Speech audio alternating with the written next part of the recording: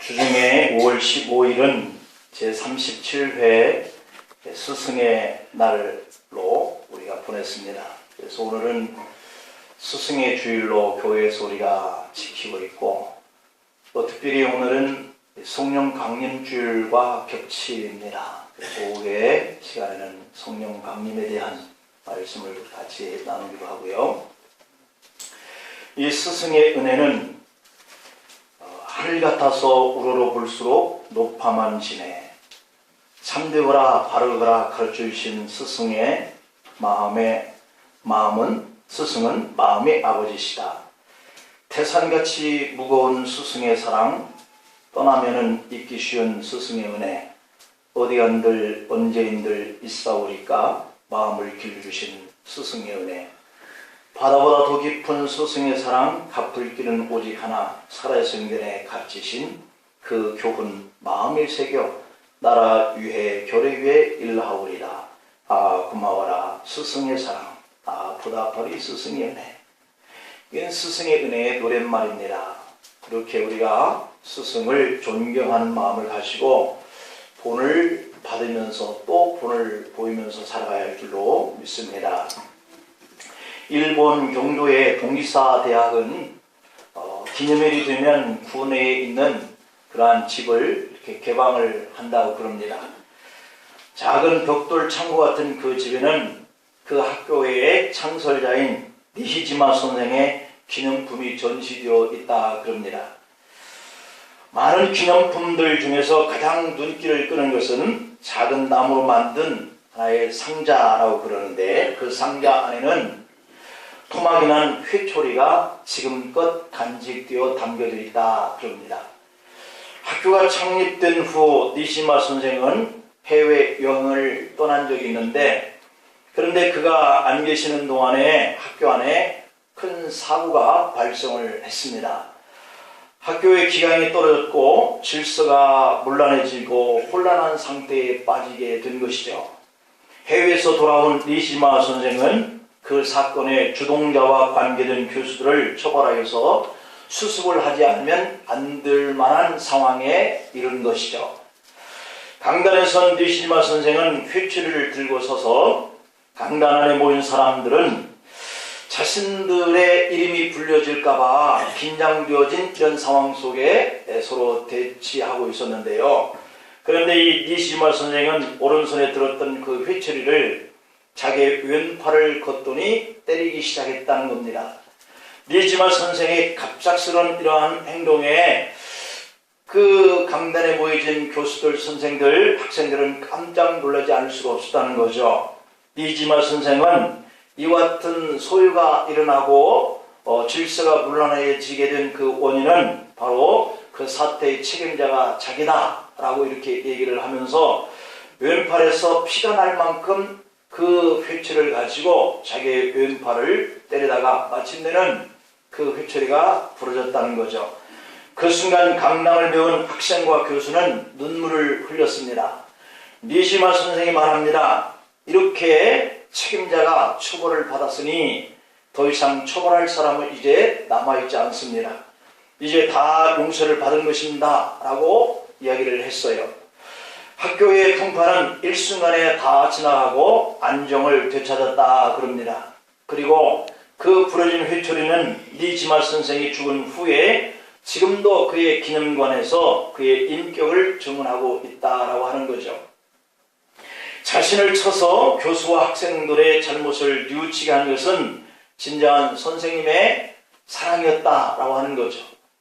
여러분, 하나님의 사랑은 온 세상을 변화시켰습니다. 이 니시마 선생의 그 사랑은 그 학교를 변화시켰죠. 요한복음 3장 16절 말씀을 보면 하나님이 세상을 이처럼 사랑하사 독생자를 주셔서 그를 믿는 자는 다 영생을 얻게 하셨다라고 이렇게 말씀합니다. 하나님 자신의 아들을 죽인 이 사랑은 온 세상 사람들을 치료하고 그들을 고치는 만병의 통치약 같은 사랑이었다는 거죠. 우리도 그 사랑으로 변화를 받고 영생의 길을 가고 있는 줄로 믿습니다. 희망이 없고 소망이 없는 그러한 청소년이란 없다 하는 말이 있어요. 비전이 없는 빈민가 고아원 장애인이라 할지라도 그 안에 하나님의 사랑만 들어가면 희망이 생기고 소망이 일어나고 사랑만 들어가면 성장을 하고 변화가 일어난다라고 하는 건 우리가 믿어야 할 줄로 믿습니다.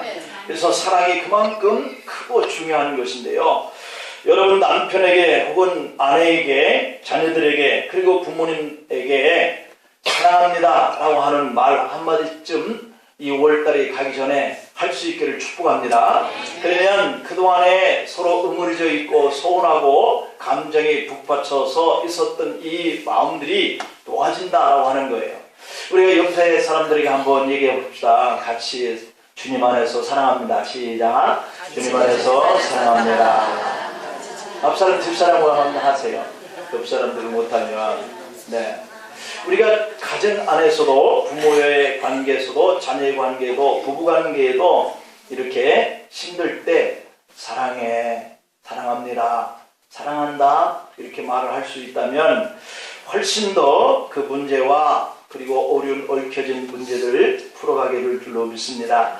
교회에서는 아이들과 성도들에게 주님 안에서 여러분들을 정말 사랑한다라고 이렇게 본을 보여줄 수 있는 이런 계기가 주님에게 많은 사랑을 받았다고 생각한 여러분에게서부터 시작되기를 축복합니다. 수년 전 한 아가씨가 스코틀랜드 주일학교에서 장난꾸러기 소년만 모임 반에 담임을 자청하고 나섰다는 거예요. 여러분 우리가 교회 학교를 이렇게 보면 한 반씩 맡은 이 선생님이 하는 역할도 상당히 힘들어요. 그런데 문제 아들만 모여진 그 반을 맡은 선생님은 얼마나 더 힘들겠어요. 그래서 그 반을 이끌어가는 이 선생님이 어느 날 그 반 안에 이 보비라고 하는 이 소녀 하나가 그 문제 많은 아이들 중에서 더 골칫거리인 아이가 하나 더 있었다는 거예요.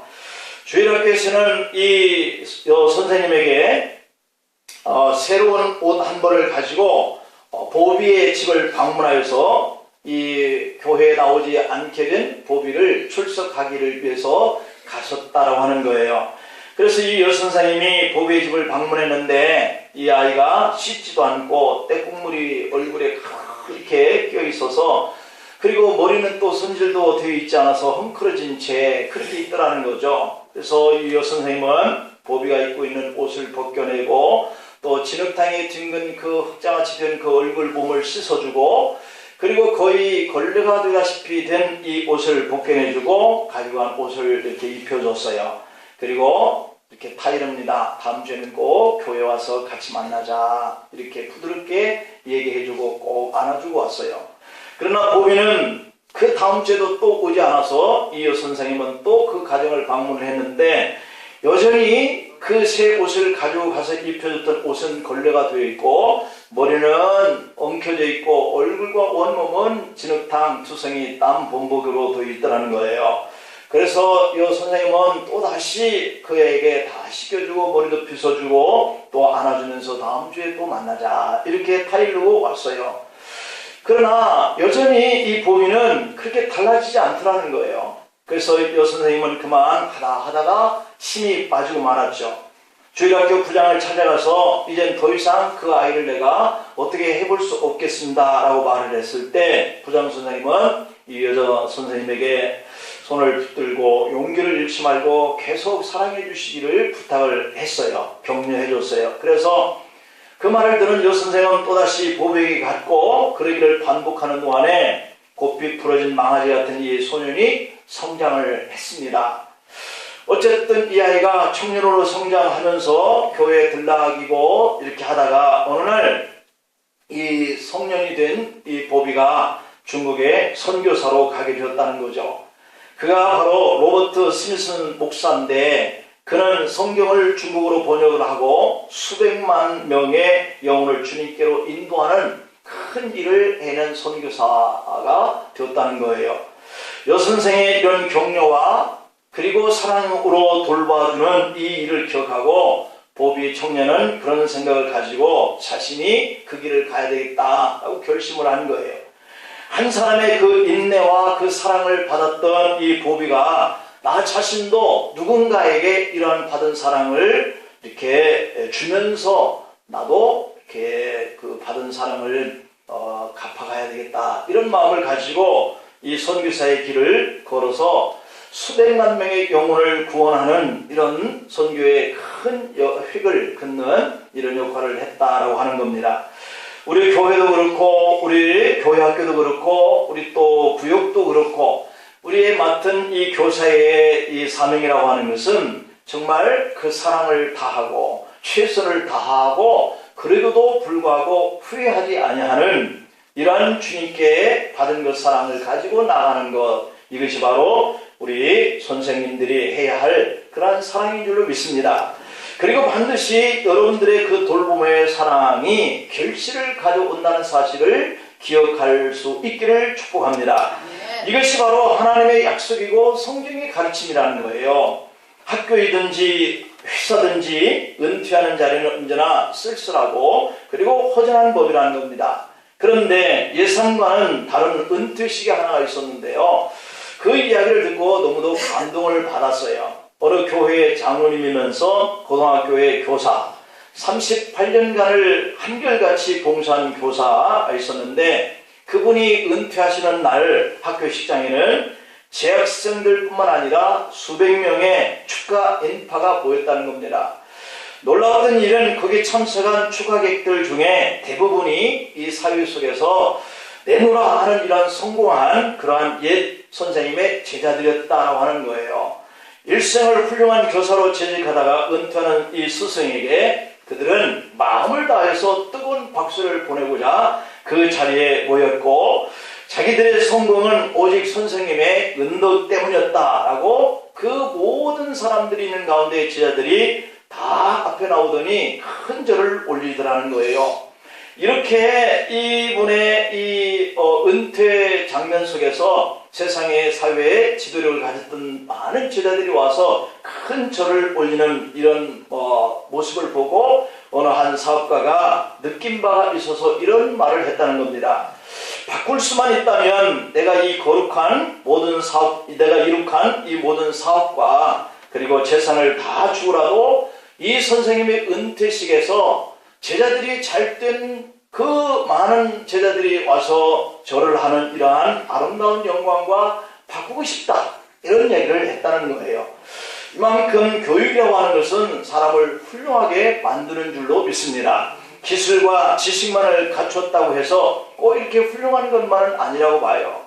제가 초등학교에 입학하면서 대학을 졸업하고 목사로 재직하기까지 수많은 선생님들을 만날 수 있었습니다.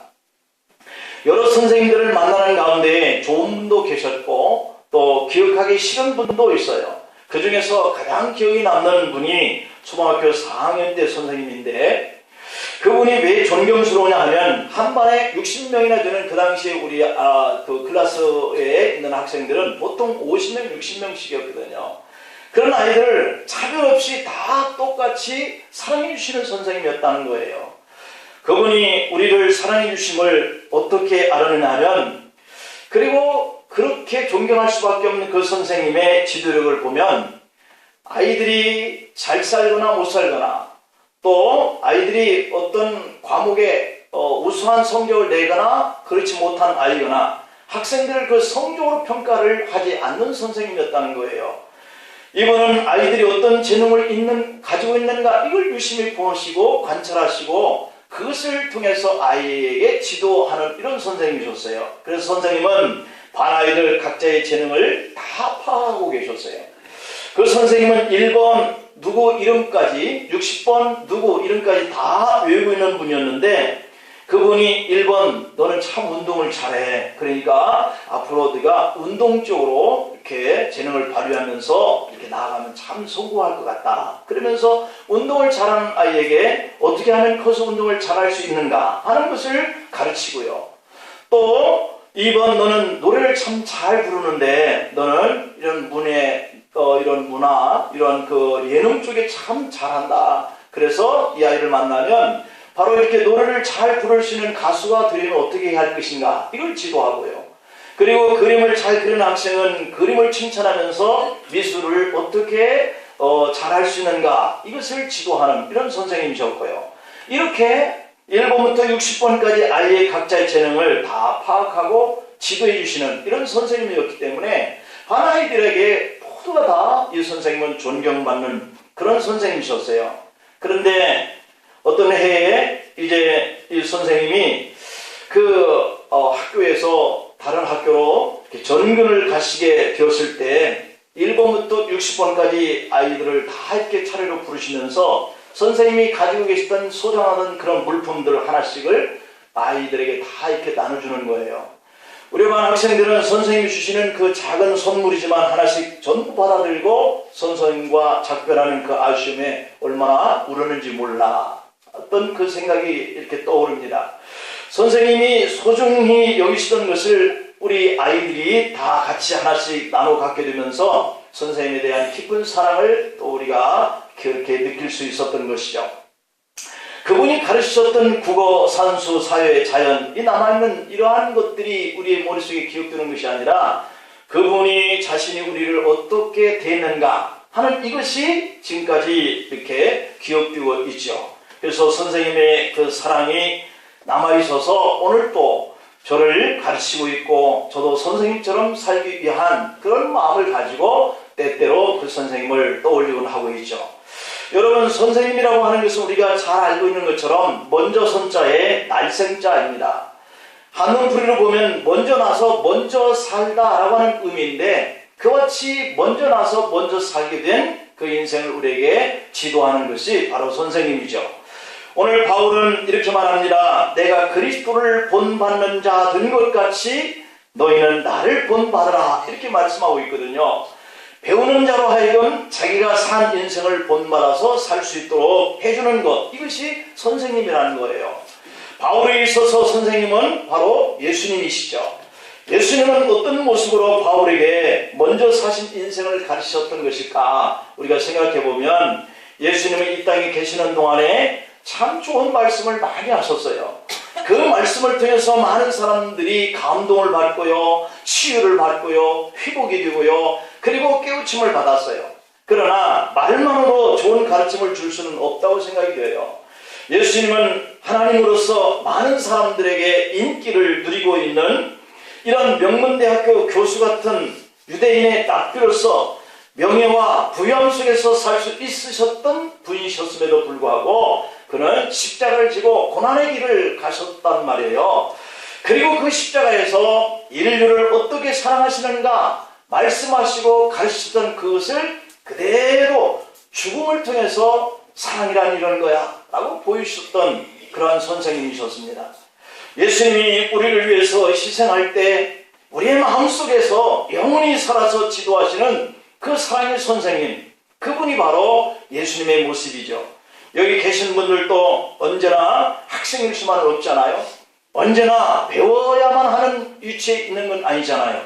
여러분들도 분명히 부모로서 자녀에게 가르쳐야 하는, 본을 보여야 하는 이러한 사랑의 선생님의 입장이 있어야 되고, 또 어떤 때는 선생님 되어서 강단에 서야만 하는 이런 위치에도 있을 거란 말이에요. 또 어떤 때는 우리가 한 신앙의 선배로서 교회 안에서 구역을 리더해가는 교사로도, 또는 아이들을 가르치는 선생님으로 이렇게 우리가 행동을 보여야 할 때가 있다, 그 말이죠. 그럴 때에 그 구역원들이, 그 교인들과 그 기관들이, 어린아이들이 우리의 모습을 보면서 말로만 사랑하는 건지 아니면 정말 본을 보여서 이렇게 사랑하는 거야 하는 것을 보이는 건지 너무도 그들이 잘 알고 있는 것이죠. 여러분들의 일터에서 사람들에게 여러분의 삶을 보여주면서 영향력을 미치게 될 때가 많을 겁니다.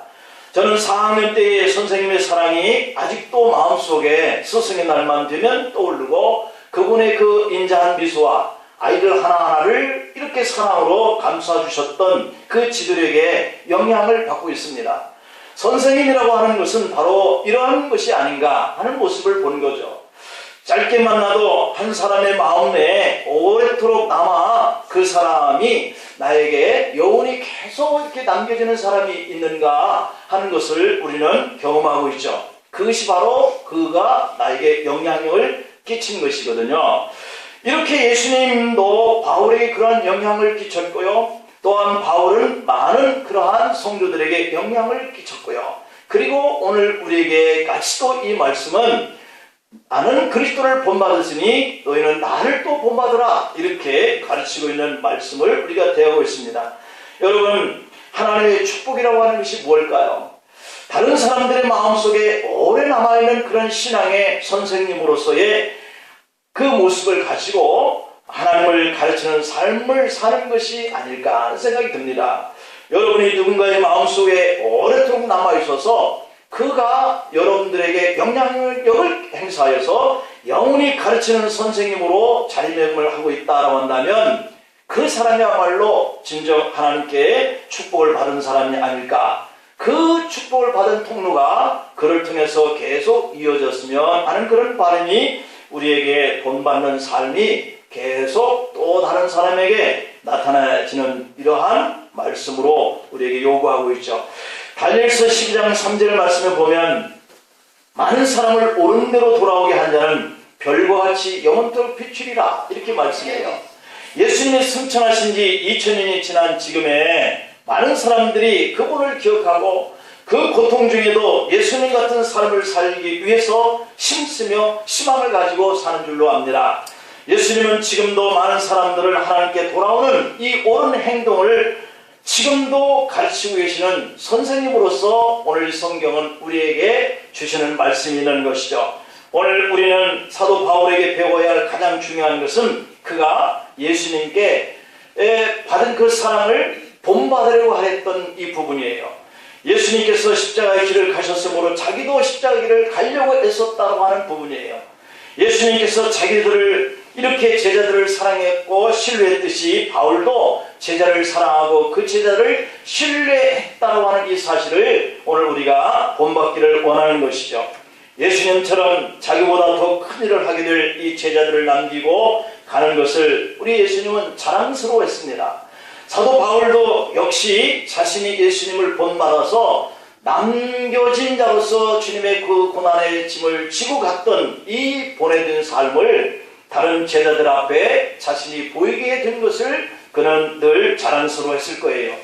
바울이 본을 보이고자 하는 모습은 이런 겁니다. 하나는 주님의 제자들이 가야 할 길이 바로 복음과 고난받는 길임을 보이고자 했다는 것이죠. 그리고 두 번째로는 이 길은 희망이 가득한 길임을 선포하고자 했다라고 하는 길이고요. 그리고 세 번째로는 바울은 제자들에게 힘있게 권면합니다. 나처럼 믿음의 대장부가 되기를, 나처럼 예수님을 너희도 본받기를 원하는 것. 그래서 바울은 행복한 스승이었고 그리고 희망의 스승이었고요. 그래서 바울은 그런 스승 되기를 원했어요. 오늘은 스승의 주일을 보내면서 우리 아이들을 가르치는 교사의 입장 속에서, 또한 구역을 지도하는 교사의 입장 속에서, 또는 말씀을 가르치는 종의 입장 속에서, 또는 말씀을 붙들고 세상 사람들 앞에 영혼을 구원하기 위해서 전도하고자 가르치는 온 여러 성도들, 그러한 입장 속에도 오늘 이 예수님처럼 자랑을 이렇게 마음속에 새기고 또 사도 바울처럼 그렇게 가르치고 본이 되는 그런 자부심을 이렇게 마음속에 가지는 것처럼 저와 여러분들도 이와 같이 가르치고 전하는 이 일에 자랑과 또한 자부심을 가지고 또 한 주간 살 수 있기를 축복합니다. 기도하십니다. 아버지 하나님, 주님은 주님을 따르는 제자들을 세상에 남겨두고 십자가를 지시고 가시는 그 사랑을 보여주는 것을 자랑거리로 여기셨던 것처럼 사도 바울은 자신이 예수님의 그 사랑을 본받아서 많은 영혼들 앞에 그 복음 증거하는 이 일에 십자가의 길을 간 것을 자랑으로 여기고 그것을 희망으로 여기고 그것을 자부심을 가지고 우리에게도 본받으라고 했던 이 말씀을 오늘은 저희들이 받으면서 저희들도 우리의 스승 되신 예수님의 그 큰 사랑을 마음속에 새기고 사도 바울이 그 사랑을 받고 사랑을 실천했던 것처럼 저희들도 그 사랑을 실천하며 나누면서 살아갈 것을 결심합니다. 소망이 넘치는 가정을 이루어가게 하시고 평화가 넘치는 국가를 세워가게 하시고 또한 이 가르침을 다음 세대들에게 아름답게 세워져 갈 수 있는 교회를 세워가는 이 사랑으로 살아갈 것을 결단합니다. 아버지 하나님, 우리 성도들 마음의 심령 속에 주님께서 받은 그 사랑을 마음에 새기면서 어떠한 곳에 설 때마다 그 사랑을 떠올리면서 나도 그 사랑을 나누는 자리에 하나님께 영광 돌리고자 하는 귀한 결심이 평생의 삶을 주도해 가게 하여 주시옵소서. 예수님의 이름으로 기도하옵나이다.